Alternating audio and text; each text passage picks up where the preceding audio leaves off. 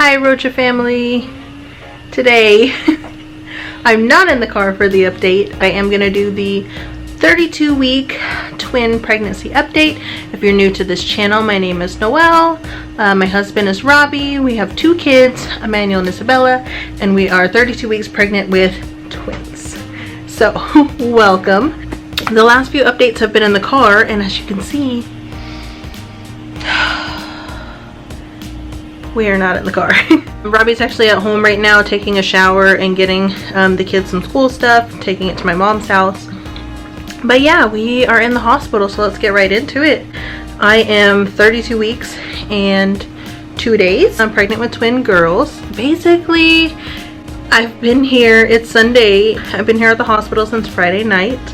I went to the doctor on Thursday and they gave me a flu shot, a Tdap, as well as just drew blood, which was fine. That came back good, and then I had to give another urine sample. That turned out good. But I did get officially diagnosed with gestational hypertension, meaning that just like the pregnancy just causes high blood pressure for me. I already had that with Isabella in the end of the pregnancy, so I was already kind of like, if it comes, it comes. And so they did officially diagnose me with that. Previously, they had said that if I get diagnosed with that, basically they would be ready to induce at 34 weeks. I'm currently 32 weeks, and so I did get the official diagnosis, although there wasn't any talk of induction. More on that to come. Basically, the next day came along. It was Friday. I had a in-service day at school. I do work at a private elementary. We offer day camps for in-service days for the parents that couldn't get other childcare or just want to pay for it. I actually worked all day rather than my afternoon shift that I usually work. Ooh, camera's a little wet. So I worked all day, and towards the end of the day I was definitely feeling a lot of contractions, and I just joked around with myself like, what if I'm in labor right now? Like, I just kind of felt like it. Anyway, I went to go pick up my husband after work, and I was just having a lot of contractions, and basically like I was just crying in the car, feeling very labory. I don't have any other way to put it. My kids preschool also had an in-service day, so my mom had one kid and my nana had the other. So we were on our way to get Emmanuel from my mom's house, because you know that we temporarily live with my nana because the house that I was in before renting, I'm actually selling as the real estate agent right now. We're waiting for that to sell for us to get our new place. We were just gonna see our daughter when we got home, so we went to my mom's house, and like I was just, you know, very uncomfortable, and she could see it, and I was just like, how do you know if you're really in labor? I mean, like, this is my 3rd pregnancy, but my last 2 pregnancies, my labor was not natural, it was induced. And so I just never have had this natural labor, and just these like contractions that go on and on and on that are just like making me just like, you know, really in this like kind of quiet crying mood. It's like, how do you just like, when do I know? Because I don't want to keep wasting my time coming to the hospital. That feels really frustrating to me. She offered to keep my son for us to go, but I was like, I just really don't want to spend my Friday night at a hospital. So I was like, no, I'm just not going to go. Like, if anything happens overnight or something like that, like anything dramatic, then we'll go. But other than that, I'm just going to go try to have a Friday night after the work week. And so we were on our way home, but like I was just feeling a lot. My chest was hurting, as well as the contractions were just keep on going, and like I just couldn't stop crying for some reason. So I knew something was up, so I just asked my husband to stop at the fire station and so I could check my blood pressure. So I went in, checked my blood pressure. I don't remember exactly what it was. It was slightly elevated, but it wasn't terrible, but it was elevated.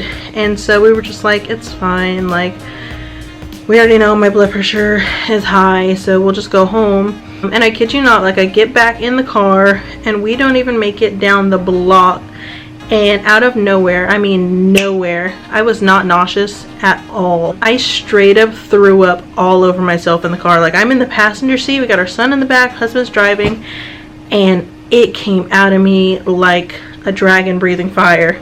So that was disgusting, and I felt really bad. And that was obviously like a really big no-no, because I'm not the person that just like throws up. I haven't thrown up since the very beginning of my pregnancy, and so I know I've read and been told nausea or throwing up towards the end could be a sign of labor. I kid you not, within 1 minute I threw up 2 more times, all over myself again. And why am I not throwing up outside or like rolling down a window? Because it literally just came like that. Like, I was not nauseous at all, so that was disgusting.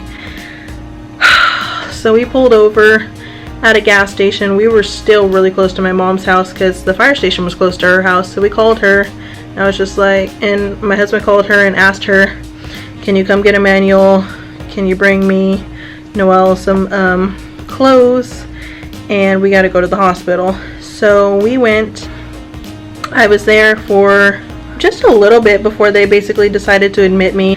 They had checked my cervix, and the dilation was a little bit more than what it was last time that they checked me, but my cervix had also started to efface, which means it was thinning and shortening. So it was at 60%. They were like, that's just definitely something we need to watch. So what they had decided was they were going to admit me, and then basically they were like, we are going to continue to monitor your cervix. You definitely are having contractions, and we need to give you a steroid shot for the babies to develop lungs, heart, and brain in case they are coming or they do want to come anytime soon. So I got that. I got admitted. I got that shot around 1 a.m.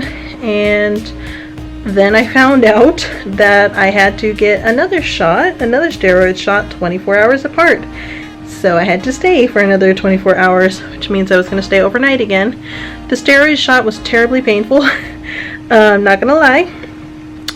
It was in my butt. Like, it's not that it was in my butt that it would hurt, but like, it's like a thick substance. So it felt similar to lidocaine going in, where a normal shot is just like a poke and then like grate. This was like sting and then like shooting in stinging substance. That was terrible. My blood pressure had definitely started to lower. My contractions were kind of all over the place. They were routine for a while, but what they ended up doing was putting me on a medicine, a pill that I had to take every few hours that is telling my uterus to stop contracting. They said I need to take that until the steroid goes through, so it's long enough for the babies to have long enough to get developed. Even through the medication telling my uterus to stop contracting, I was still contracting. They gave me an ultrasound to check the baby's growth. Baby A is still head down. Baby B is like head down-ish, but she's like laying across. She's doing something super funky. And then each baby is, what they caught was that they're the same weight, which is like wonderful to me. They're 4 pounds and 2 ounces, which is really great to hear because like historically I make smaller babies. My first baby was in the 5-pound range and my second baby was in the 6-pound range, and they were both post 37 weeks. So at 32 weeks, there's 2 in here and they're already 4 pounds. That's really good. So that was a great sign for me. Yeah, so I've been getting medication to stop the contractions basically this whole time. They monitor me and the babies intermittently to see what's going on. The babies look really good, and the contractions have been sometimes not. They did say that now that my steroids are over, they're not going to give me any more medicine to stop contractions. My last pill was this morning, so we'll see if contractions pick up again. I'm not sure, but what the doctor did tell me yesterday or the day before too was that at this point, if my cervix continues to change, which they will check again either tonight or tomorrow, because by the way I have to stay again, they're not going to do anything to stop labor. Basically, they're going to move forward with delivery.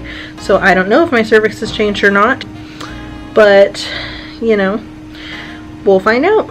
So at this point, we got admitted Friday, stayed Friday night, stayed Saturday night, now it's Sunday, and we have to stay another night. So my Nana kept my daughter the first night, and then my mom got both of them. So they've been with my mom ever since. My mom's gonna take them to school in the morning. Robbie is gonna be coming back here. We're in Seattle right now. We don't actually live in Seattle. We live pretty south of Seattle. So he had to go home, get like the baby school stuff, and then take a shower and get his work stuff. He's gonna come back here and leave from here in the morning because we both work in Seattle, so it'll be close for him to leave from here to get to work.